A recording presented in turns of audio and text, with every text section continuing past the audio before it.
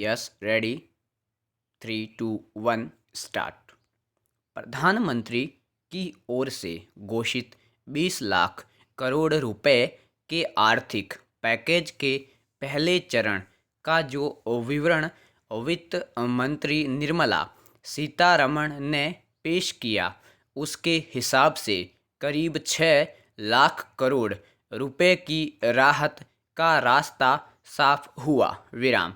यह अलग अलग सेक्टरों के लिए है, लेकिन इससे सबसे अधिक राहत सूक्ष्म लघु एवं मझोले उद्योगों यानी एमएसएमई को मिलेगी। विराम। चूंकि एमएसएमई रोजगार उपलब्ध कराने में सबसे आगे हैं, इसलिए इसका सीधा लाभ आम आदमी को मिलते हुए दिखना चाहिए। विराम। यह अच्छा है कि आर्थिक पैकेज के जरिए सरकार ने एमएसएमई की वे तमाम मांगें मान ली जिन्हें एक अरसे से उठाया जा रहा था। विराम।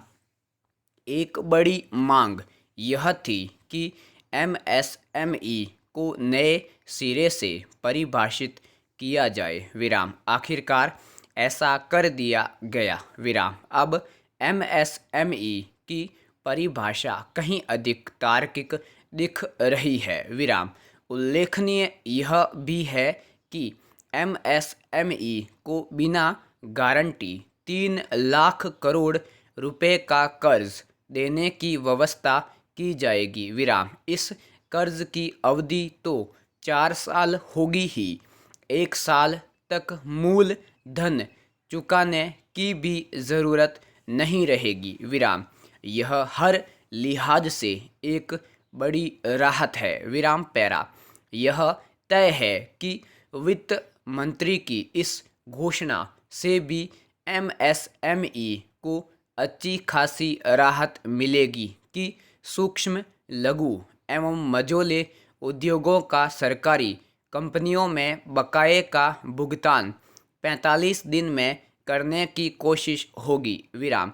उचित यह होगा कि इस कोशिश को अंजाम तक पहुंचाया जाए और यह सुनिश्चित किया जाए कि 45 दिनों में बकाये का भुगतान हर हाल में हो।